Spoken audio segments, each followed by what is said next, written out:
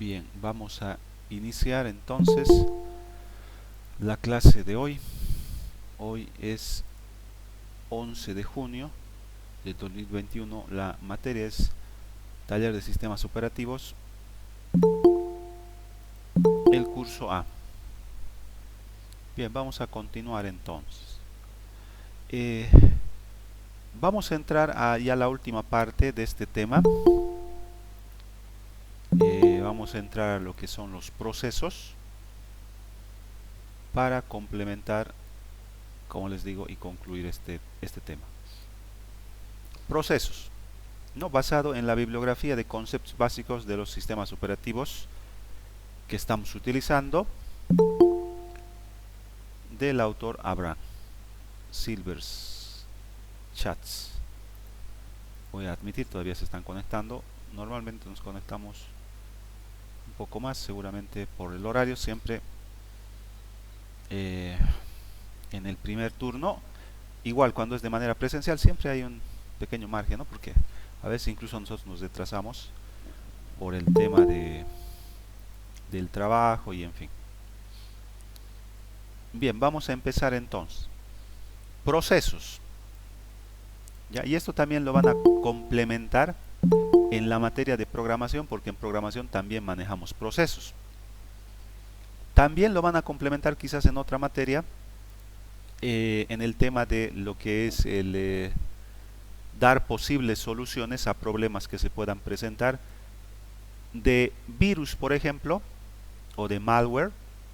Algún tipo de malware. Cuando hablamos de malware estamos hablando de algún tipo de software que tiene intenciones no muy buenas, por así decir. ¿Ya? ¿Qué son los procesos? Inicialmente, bueno, un segundito, me he pasado, acá está la introducción. Vamos a darle atrás. Inicialmente, ¿a qué nos referimos cuando hablamos de lo que es gestión de procesos? Cuando hablamos de gestión de procesos, estamos hablando de administrar la cantidad grande de procesos que el sistema operativo administra o maneja. Ahora, ¿qué es un proceso inicialmente? Podemos decir, acá el autor nos especifica, ¿no? Dice acá, se puede pensar que, en un proceso como un programa en ejecución. Como un programa en ejecución. Es decir, si se los pongo en un gráfico, cuando ustedes hacen un programa en C#, ustedes ya están llevando C#, ustedes crean a través de C# un programa que en realidad es un conjunto de códigos que cumplen con la sintaxis de lo que es el lenguaje C#, ¿no? Entonces ustedes crean este archivo físico con código en lenguaje C#. De la misma manera pueden ustedes crear un programa con cualquier otro lenguaje de programación, Python, Java, PHP, etc. Ahora, este archivo físico o conjunto de archivos que generamos con las herramientas adecuadas del lenguaje de programación es simplemente un archivo estático. Cuando tú, en algún caso, por ejemplo, cuando estás navegando, descargas un archivo y ese archivo contiene un virus, por sí solo no va a hacer nada, porque es como un programa. Es decir, es un archivo que contiene código, pero que si tú no lo ejecutas no pasa nada. Lo puedes tener ahí. Muy peligroso, obviamente, pero si no lo ejecutas no pasa nada. Eso es lo que hacen los antivirus. Descargas, por ejemplo, un archivo de manera normal y una vez que lo descargas, el antivirus lo escanea y ahí recién te sale la advertencia de que contiene código malicioso, ¿no? Y a pesar de eso, incluso pudieras ejecutarlo, porque el antivirus no es totalmente automático en muchos casos. Pero como les digo, es un archivo estático.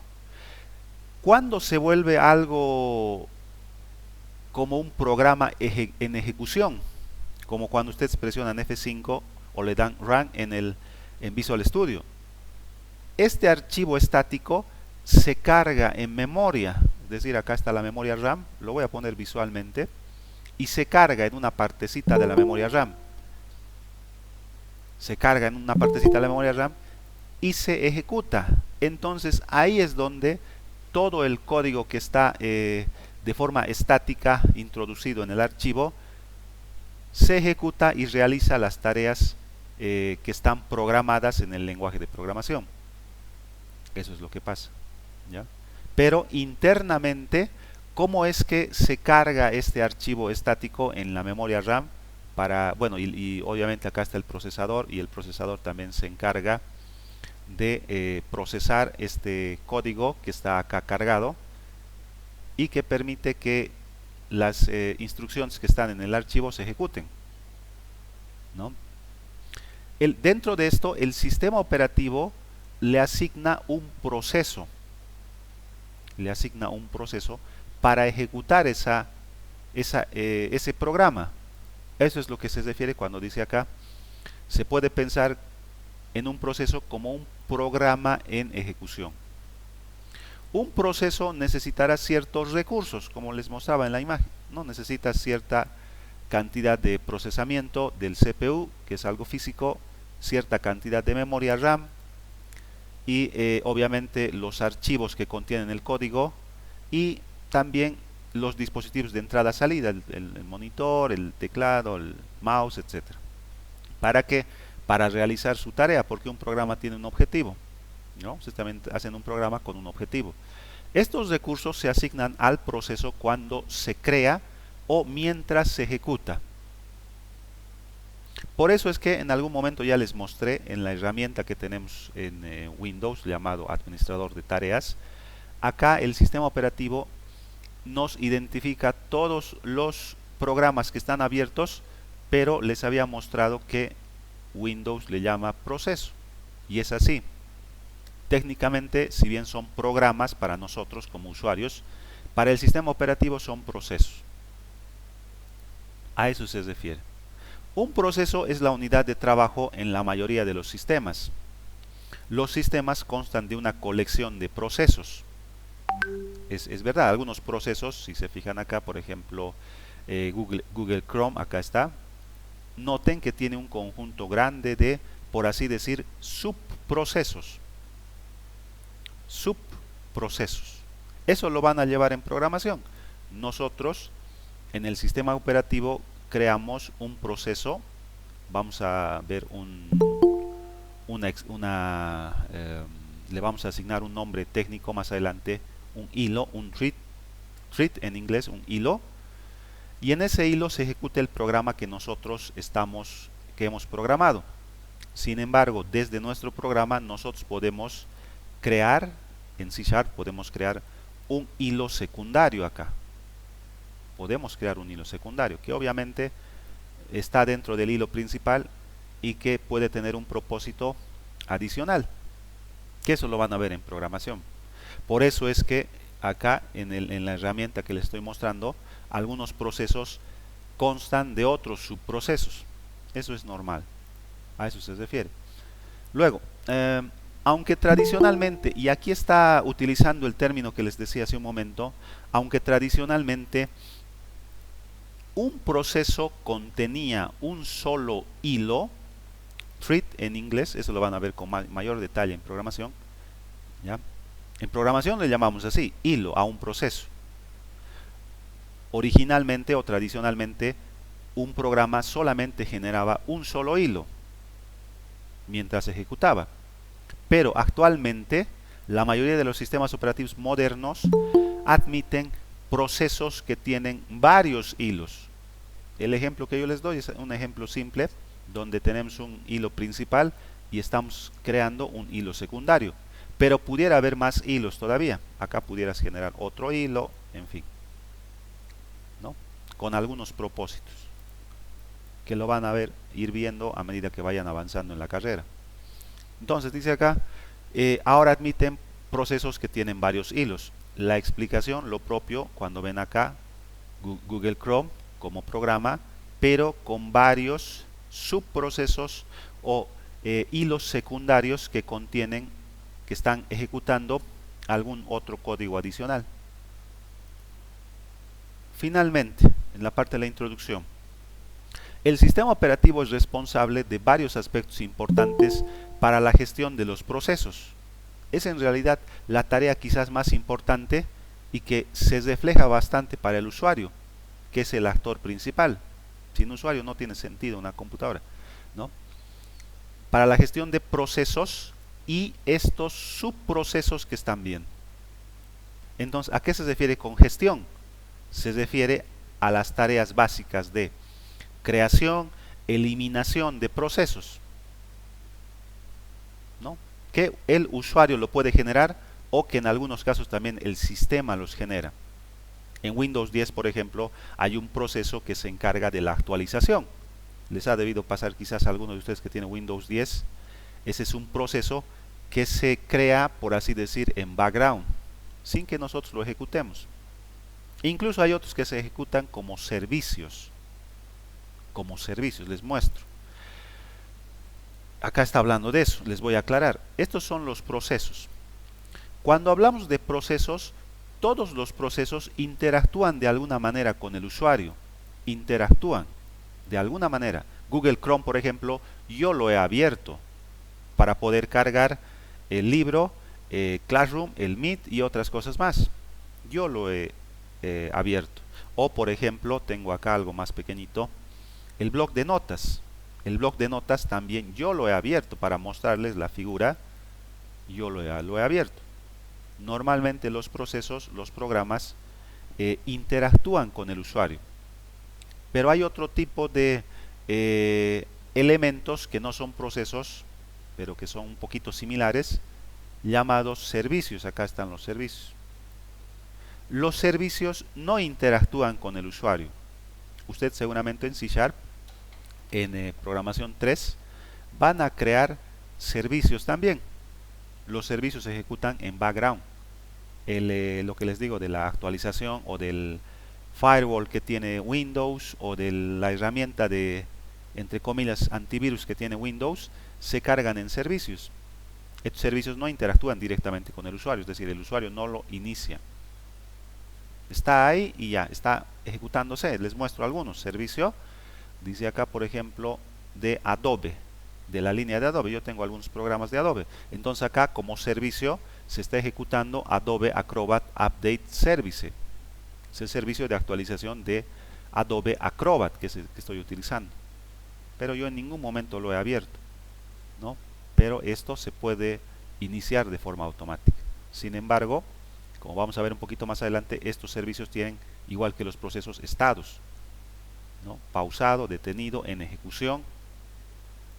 ¿Qué más nos dice? Eso es la introducción, la pequeña introducción. Ahora, yendo ya más a detalle de lo que son los procesos. Ahora sí, estamos bien acá. Dice, inicialmente las primeras computadoras solo permitían que se ejecute un programa o proceso, que sería lo mismo, a la vez, uno solo a la vez. Este programa tenía el control completo del sistema, es decir, una vez que abrías ese programa ya no podías hacer nada más. Estamos hablando de las primeras computadoras, ¿no? Y tenía acceso a todos los recursos, que en ese caso, en ese contexto, eran recursos muy limitados. Por el contrario, los sistemas informáticos actuales permiten que se carguen múltiples programas en la memoria, como ustedes pueden ver. Ahora, lógicamente, como les he mostrado en algún momento ya, tenemos ciertos recursos que son limitados. Puedo seguir abriendo más y más y más programas, pero va a llegar un momento en el que ya no voy a tener suficiente memoria. Y ese es el siguiente tema. ¿Cómo hace la memoria si ya no tengo la cantidad necesaria, ¿no? Pero tenemos recursos limitados, a eso se refiere, ¿no?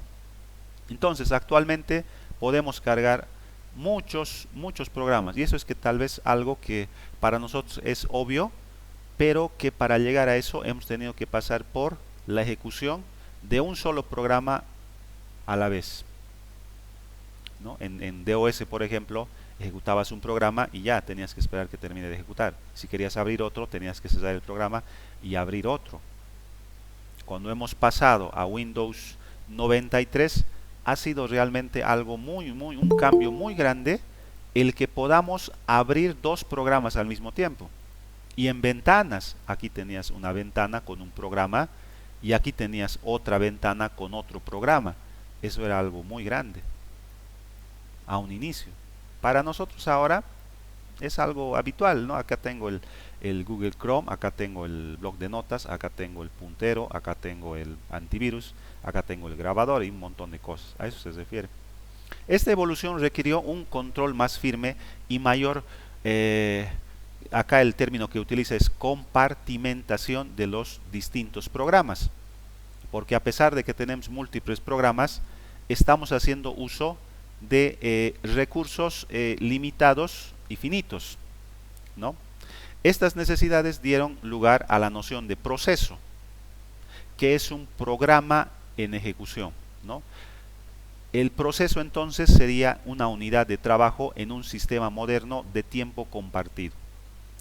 El hardware también, ¿no? En este caso, si les muestro acá los detalles de mi procesador, en cuanto a lo que es mi procesador, el sistema operativo, perdón, si bien yo tengo un solo CPU físico, en realidad el sistema operativo los reconoce como si fuesen, creo que este procesador tiene 4 núcleos, acá está, dice acá núcleos 4 y procesadores lógicos 8. Es como si incluso virtualmente tuviese 8 procesadores. Virtualmente, físicamente tengo solo uno. Entonces, todos estos procesos que se están llevando a cabo, ¿no? Se está asignando una cierta cantidad de estos procesadores lógicos para que ejecuten ciertas tareas. A eso se refiere. Cuanto más complejo sea el sistema operativo, porque no es Windows el único, más se espera que haga en nombre de sus usuarios, ¿no? Aunque la principal... Lice, perdón, buenas noches, disculpe. Sí. Y en el caso de las Mac, ¿por qué la diferencia en el procesador es diferente que de la memoria? Uh, no he entendido la pregunta. ¿Me decías en el Eh, caso de la por- Mac? sí, de las Mac, digamos, el procesador, digamos, viene con 16 núcleos, Sí. pero no tiene el rendimiento, digamos, que puede ejecutar, digamos, la memoria. Ya te entiendo, más o menos. Un detalle interesante de las Mac y que, bueno, últimamente lo han ido perdiendo, es que esa empresa, Apple, cuando a un inicio empezó a convertirse en uno de los principales fabricantes de computadoras armadas, por así decir, porque en nuestro medio podemos nosotros armarnos una computadora con diferentes partes, ¿no ve? Una tarjeta Asus, un procesador AMD o Intel, una tarjeta Nvidia, etcétera. Pero Apple Podemos ensamblarnos, ¿no? sí, pero Apple tenía otro tipo de visión gracias a su creador, a su fundador, Steve Jobs, ¿no? Entonces, desde un inicio, esa empresa se enfocó a no solamente crear su propio software, sino su propio hardware. Entonces, en las computadoras iniciales que Apple generaba, todo era Apple. La memoria, el procesador, la tarjeta madre, todo era Apple. Y tenían un hardware especial, por así decir. Ellos lo han construido, ellos saben cómo funcionan y ellos lo han optimizado para que se ejecute de forma adecuada en su propio software. Porque el software que ellos a un inicio, y bueno, actualmente también disponían para sus equipos, también era creado por Apple, el sistema operativo Mac OS.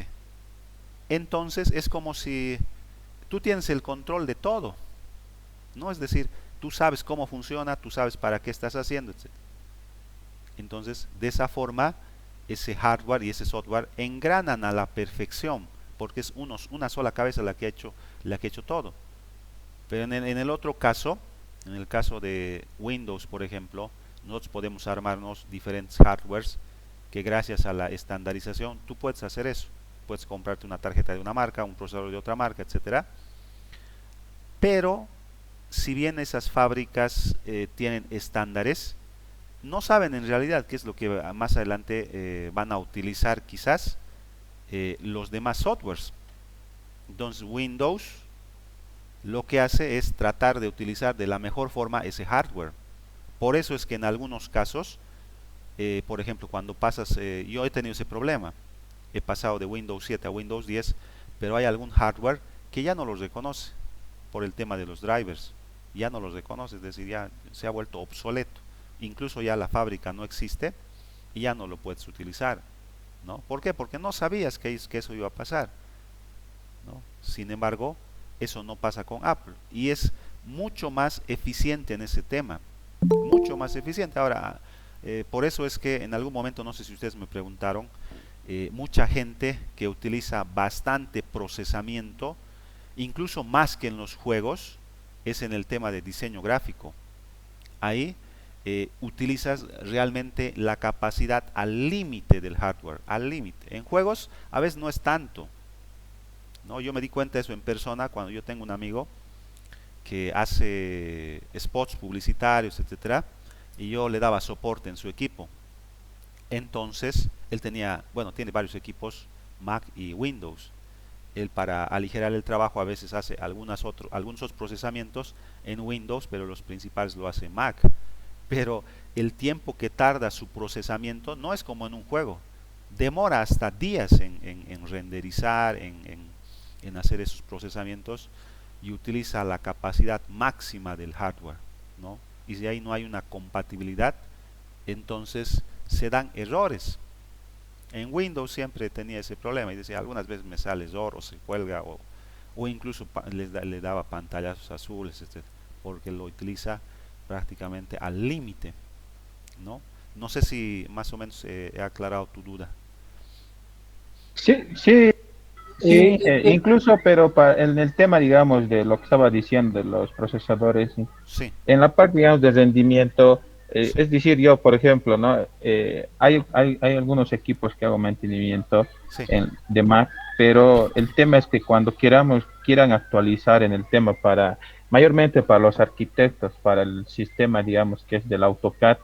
entonces más me pide procesamiento que memoria, o al contrario, más me pide video que memoria.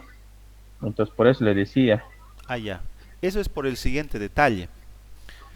En las computadoras antiguas no existía el concepto de tarjeta de video. No existía ese concepto.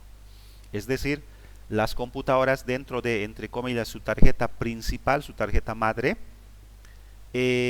sí tenías un puerto para conectar un dispositivo para poder ver un dispositivo de salida, como un monitor, ¿ya? Pero no existía ese concepto de tarjeta de video. Entonces, ¿quién se quién se encargaba de convertir los unos y ceros del sistema binario que maneja una computadora en algo visual? El que se encargaba de hacer eso era el procesador. Era el procesador. Eso es lo que hacía. Pero conforme ha ido avanzando la tecnología, se ha visto con mayor, y ahí han aparecido los sistemas operativos ya que manejaban múltiples procesos en ventanas estilo Windows, o la Mac también con su sistema operativo, su computadora Macintosh. Entonces ya se tenía mayor necesidad de procesamiento gráfico, porque aparte de manejar dos programas al mismo tiempo, los tienes que mostrar. Entonces esos procesadores han ido evolucionando y ya tenían capacidades internas dentro de ese procesador que se encargaban de hacer ese procesamiento gráfico. Incluso al día de hoy, algunas portátiles en especial, que por el tema de ahorro, para que sean más baratas, no incluyen, por así decir, una tarjeta de video, el procesador que tiene el CPU dentro tiene lo que se conoce actualmente como un procesador gráfico, creo que en inglés es GPU, Graphic Processing Unit, una unidad de procesamiento gráfico, pero igual le quita trabajo al procesador, porque hace uso del procesador, ¿no?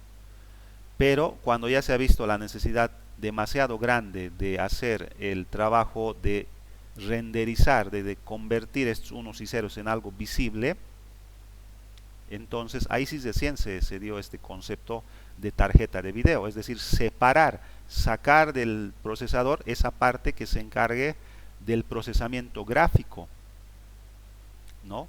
En mi computadora, por ejemplo, yo tengo una tarjeta de video antigüita, es una GeForce, de las antiguitas que ya no fabrican esta forma de renderizar las imágenes, porque ahí tiene que ver cuántos frames puedes actualizar por segundo, cuántos, ahí estamos hablando de renderización en 3D incluso, cuántos, no sé cómo le llama, polígonos es capaz de dibujar tu tarjeta de video, etcétera. Pero acá en mi caso está separado. Miren que ahora el GPU, el Graphic Processing Unit, está apenas con el 6%. Y eso que yo tengo, miren, un montón de programas abiertos. El procesador está trabajando nomás de un 30% más o menos de capacidad. Pero si yo empiezo a abrir el CAD, algún programa como el AutoCAD, Unity, 3D Studio o algún programa de renderizado, esto de acá va a empezar a utilizar casi al límite. O en un juego incluso también, pero en un juego, a no ser que sea uno de esos juegos de última generación que utilizan bastante GPU, esto va a subir bastante. Pueden hacer la prueba, ¿no? Ustedes abren el administrador de tareas, abren un juego y van a ver cómo sube esto. Porque es el que se encarga de hacer los dibujos, del renderizado en realidad, ¿no? Y lo mismo pasa en las portátiles, lo mismo pasa en los celulares, lo mismo pasa en incluso los relojes inteligentes, y en fin, ¿no? Es eso. Inge, una pregunta, buenas noches. Sí, ¿qué tal? Buenas noches, Ángel. Ya que estamos hablando de las Mac, Sí. ¿hasta qué punto es veraz esto de que los virus no le afectan, ¿no?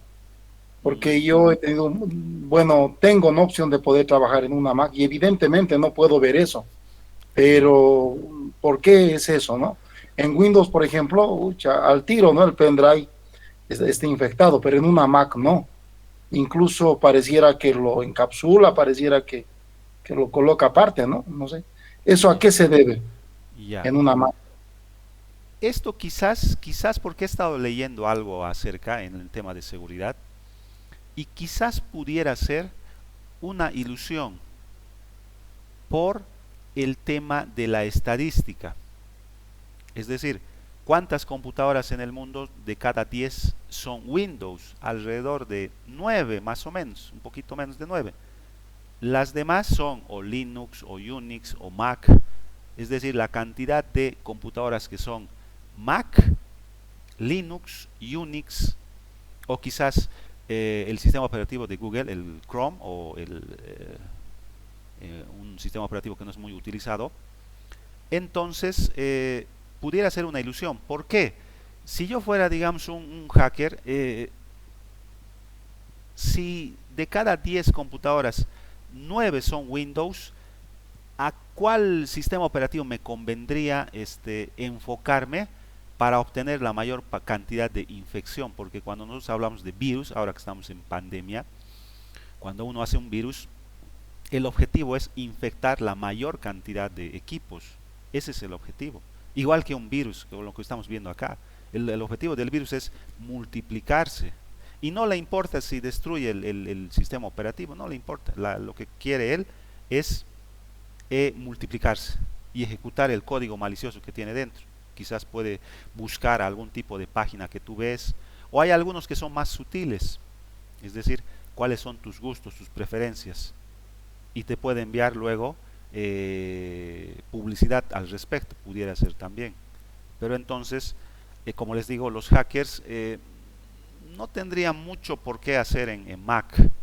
Pudiera ser una de las explicaciones que yo pienso personalmente.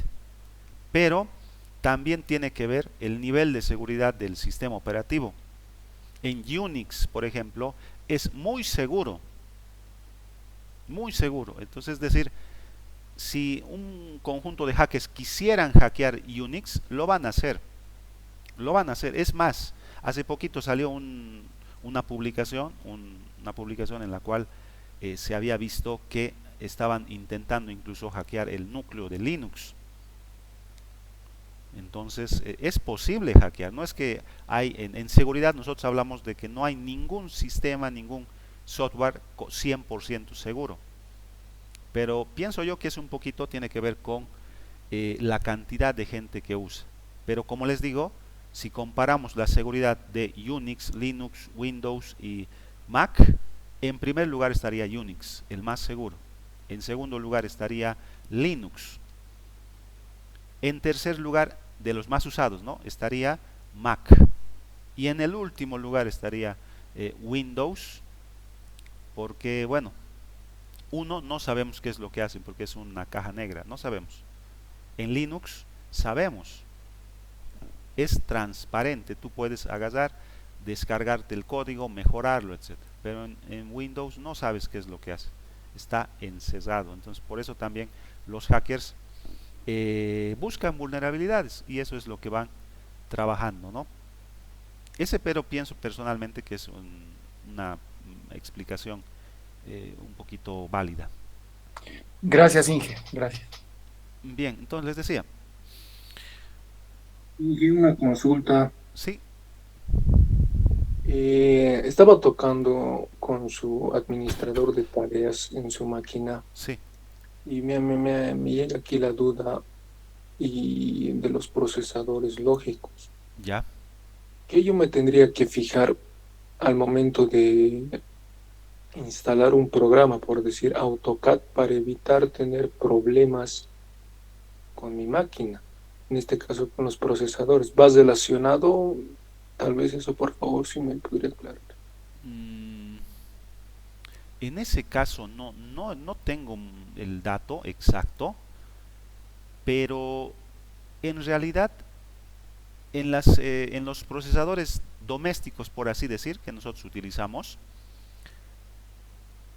físicamente solamente tenemos un procesador, físicamente. Y ustedes pueden comprobarlo, ¿no? Abren su computadora y tienen un solo procesador. Aunque hemos visto que puedan haber tarjetas que soporten más de un procesador. De ahí tienes un procesador físico. Pero internamente, porque esto es una tecnología muy, pero muy avanzada. Muy avanzada. En realidad ya ni sé cómo está Windows, perdón, Intel i9, no sé cómo es la estructura interna incluso. Pero en este procesador i7, como han podido ver, tiene 4 núcleos, por así decir, 4 cerebros, por así decir, ¿no? Pero lógicamente, para el sistema operativo, esto lo convierte en 8 incluso. No sabemos, bueno, yo no sé exactamente cómo es que hace este proceso, porque debe ser un proceso un poco complejo, ¿no? Es un poco complejo. Pero el objetivo... Mayormente, Inge, lo que hace es como una partición, como el disco duro, pero Ya. lo pone en segundo plano, digamos. No lo ejecuta al inicio, pero cuando excede, digamos, el límite, digamos, del primer núcleo, Sí, o del segundo núcleo, tercer núcleo, cuarto núcleo, de 100 es donde es como es una mente artificial, ¿no? En la anterior clase nos explicó eso. Artificialmente lo crea, para exactamente. no exceder el tiempo, el tema de exagerar el calentamiento, digamos, por la velocidad o por lo que es mucho recaliente, digamos, el procesador. Exactamente. Acá se nota con mayor detalle, les muestro. Acá está, este es Windows 10, acá está el administrador de tareas y acá hay el monitor de recursos. Le voy a hacer un clic y pueden ver acá, y esto les puede servir para buscar. Antes hacíamos así, manualmente limpiábamos los virus, no había tanta herramienta. Noten que acá, cada proceso que está en esta columna tiene un ID, un Process ID. Es único en realidad, acá está, PID, Process ID. Por ejemplo, este dice acá, Calculator, o el Search App, tiene un número de proceso único, el 9620. Tiene una descripción, aquí pudiéramos leer cuál es la descripción para ver si es algo raro, porque aquí pueden ver Google Chrome está bien, ¿no? Bandicam es el grabador, está bien. Google Chrome está bien. Your Phone es parte de Windows. Calculator, Configure Touchset son de Windows. Pero si verían algo que quizás sea un poquito raro, ahí pudiéramos detenernos y ver qué es lo que está pasando. Este es el estado. Este es el estado del proceso. Estos de acá pueden ver que están suspendidos, no están en ejecución. Pudiéramos no darle importancia, digamos, si estuviéramos analizando un virus. Estos sí nos interesarían porque son los que actualmente se están ejecutando. Pero ¿qué es lo que hace el sistema operativo? ¿No? Aparte de tener un proceso como el Bandicam, el programa para grabar, que es ahorita el proceso número 18532 y que está en ejecución, noten que tiene una cantidad de subprocesos bastante grandes, 48. Y además el sistema operativo, ¿qué es lo que hace? Acá está nuestro CPU físico, pero el CPU físico está dividido, como pueden ver acá, en ¿cuántos serán? 8 CPUs. A ver, voy a ver ya. Acá están los 8 CPUs. Está comenzando en 0. 0, 1, 2, 3, 4, 5, 6, 7. Son 8. 8 procesadores, como indicaba, virtuales. Entonces acá a cada proceso le asigna un procesador. Al Bandicam, por ejemplo, le está asignando el CPU 3, este de acá. Este de acá le está asignando, ¿no? Al otro, por ejemplo, acá al Chrome le está asignando el 6. A este otro Chrome le está asignando el 0. Al sistema le está asignando el 0. Entonces, él define en base a qué criterios Windows lo hace. No lo sé porque es muy complicado, como les digo, es una caja negra. No sabemos en realidad cómo lo hace. Pero por algún criterio, algún programa que se carga en un proceso en el sistema operativo le asigna un procesador virtual de los que tú tienes disponible. Pudiera ser que los procesadores virtuales te sirven para administrar mejor esto. Como en este caso pueden notar que Bandicam utiliza bastante porque está grabando lo que está en la pantalla, además el audio es un poquito complicado y como pueden ver está utilizando el procesador 3, pero en algún caso, si digamos alguno de estos procesadores está quizás con un bajo nivel de tareas, de carga por así decir, puede asignarle a otro. ¿Por qué? Porque como pueden ver también esto va variando. Miren acá dice 7, ahora 3, ahora 6, ahora 7, va variando también. Así que es nomás un poquito complejo, pero esto lo hace el sistema operativo, ¿no? Para nosotros, ¿qué nos pudiera servir? Acá en los procesos tenemos las aplicaciones que hemos abierto y estas sí son las que nosotros hemos abierto como usuarios: administrador de tareas, antivirus, Bandicam, blog de notas, explorador, fotos, Google Chrome, Microsoft Teams, Word, Monitor, Packet Tracer y Point to Fix. Si aquí ustedes encontrarían una aplicación que no la han abierto, podríamos sospechar. Tendrían que ver qué consumo de CPU está teniendo ese proceso, ¿no? Para ver con mayor detalles más particulares de ese proceso. Por ejemplo, acá Bandicam, digamos, está utilizando bastante. ¿Qué es lo que hace? Pueden ver acá los subprocesos y con clic derecho pueden incluso, bueno, en la mayoría lo puedes finalizar. Pero también puedes ver los detalles de ese proceso. Por ejemplo, acá te dice ir a detalles y acá te muestra los detalles. Algo similar a lo que les estaba mostrando hace un momento. El nombre del proceso, el ID del proceso. Pueden ver que acá el estado es en ejecución. El nombre del usuario, en este caso Javi, en Windows es multiusuario, puedes tener varios usuarios. El CPU que está utilizando, la memoria que está utilizando, que pueden ver es 49.000 K más o menos, y entre otras cosas. Esto lo vamos a ver en memoria, ¿no? Si todavía tienen alguna quizás duda de este proceso, pudieran también con clic derecho abrir la ubicación del archivo o buscar en internet este proceso, es decir, bdcam.exe y buscar, googlear un poquito y ver detalles de esto, ¿ya? Pero como pueden ver, también puedo hacerle clic derecho, abrir ubicación de archivo, y acá me va a mostrar dónde está ese archivo. Acá pueden ver que está dentro de los archivos de programa, que es el lugar donde se instalan normalmente los programas, así que parecería que estuviera tranquilo nomás esto, no es algo raro. Raro sería que tal vez ese archivo esté en un lugar diferente al de archivos de programa, pudiera ser, ¿no? Para eso también nos sirve lo que es el proceso, ¿no? y los detalles que podemos ver del proceso en el sistema operativo, para poder ver algún tipo de cosa rara que esté pasando, ¿no?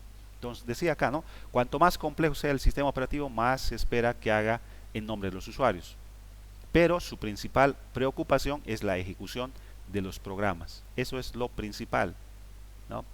También necesita ocuparse de varias tareas del sistema que es mejor dejar fuera del núcleo. Por lo tanto, un sistema consta de una colección de procesos, como les he mostrado un momento, ¿no? Ahora, Inge, potencialmente, y en sí, aclaración de eso, ¿ya? ¿cuánto porcentaje mayormente tiene que estar equilibrado, digamos, el proceso? De cuánto usa de recursos, algo así. Sí, exactamente, digamos, para que no esté trabajando, digamos, el CPU al 100% o la memoria no esté trabajando al 100%, ¿cuál sería el estándar, digamos, de procesos abiertos que podría estar?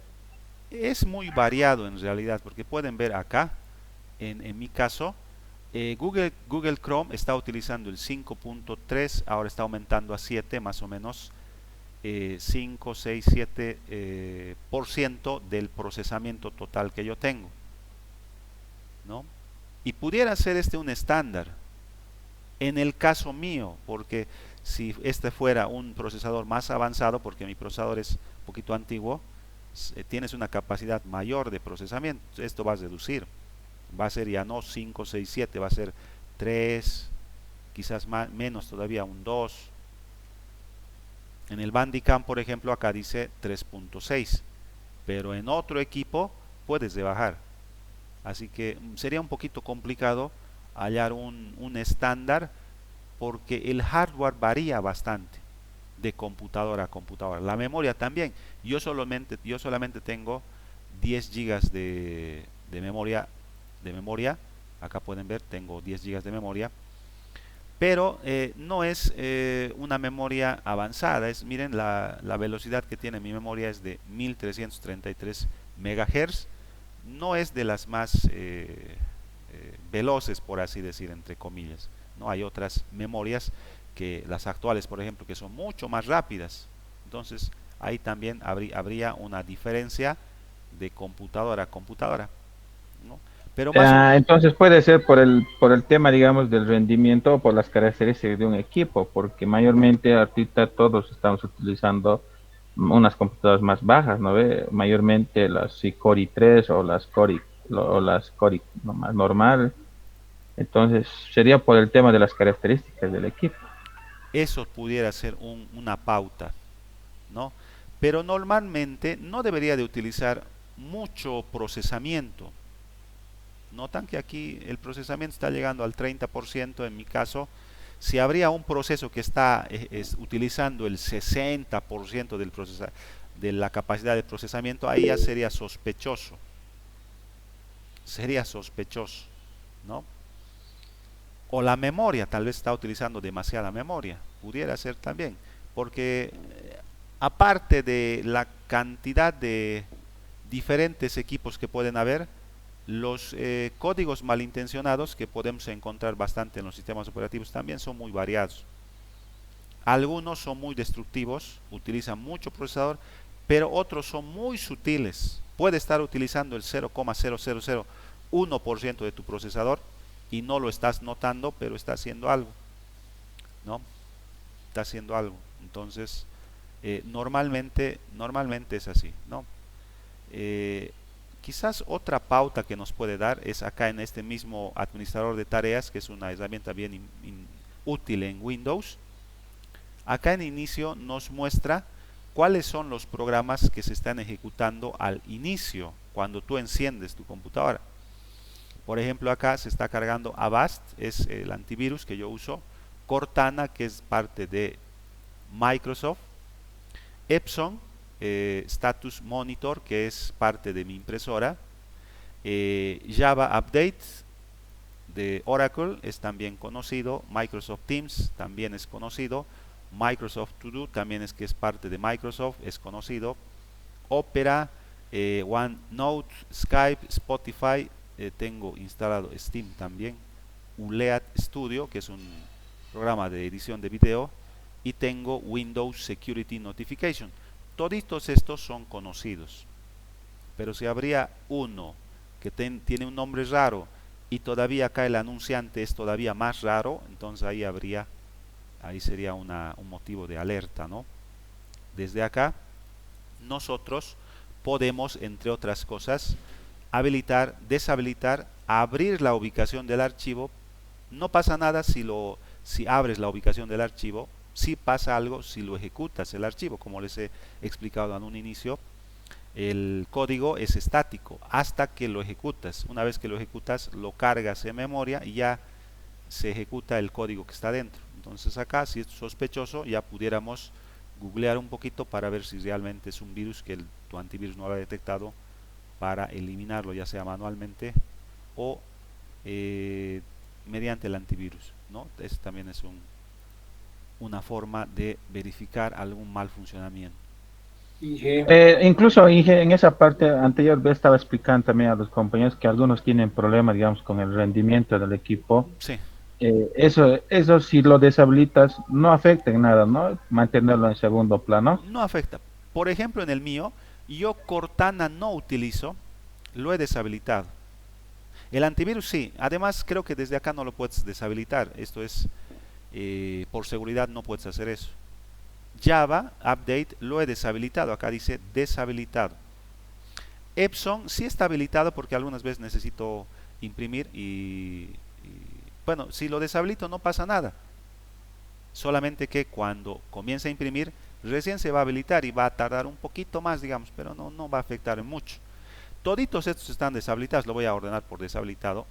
Cortana, Java, Microsoft, Opera, Send, Skype, Spotify, que a veces lo utilizo, Steam y Windows Security Notification, toditos están deshabilitados. Yo lo he deshabilitado, ¿no? ¿Para qué? Para que no, porque estos son procesos. Y ayuden un poquito en el tema, digamos, del inicio, claro, del mejoramiento del inicio, digamos, ¿no? O el arranque, como podríamos decir. Exactamente, porque cuando cargas, todo lo que está habilitado se va a empezar a cargar en memoria RAM y va a utilizar recursos. Entonces acá lo que va a hacer es que tu computadora cargue más rápido y no solamente eso, sino que una vez que esté cargado va a utilizar menos recursos, ¿no? Lo que sí tengo habilitado es el antivirus, Microsoft Teams, que es parecido al Meet de Google, ULEAD, que no me he dado cuenta, lo voy a deshabilitar en este momento. Yo lo he instalado para hacer un video el otro día y lo voy a deshabilitar porque no. Dice acá, incluso te dice, miren, impacto de inicio, es decir, si tú lo habilitas va a tener un impacto en tiempo, en realidad, en el tiempo que va a tardar en cargarse por completo tu sistema operativo al inicio. Eso es, ¿no? ¿Alguien más me estaba consultando algo? Si no Inge, una consulta. Sí. Todos estos conocimientos son más prácticos, ¿no? Esto que estamos viendo en este momento. Sí. ¿No tenemos alguna bibliografía de respaldo que tenga este norte, ¿no? Práctico, de manera que podamos usar como una especie de manual guía?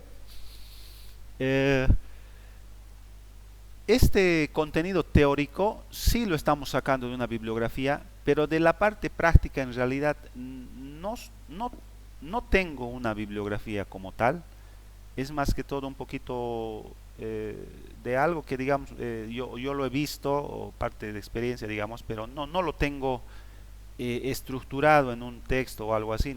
No lo tengo. Tampoco tengo el conocimiento de tal vez alguna bibliografía que tome en cuenta esto, ¿no? Porque son muchos casos. No lo Oye, tengo.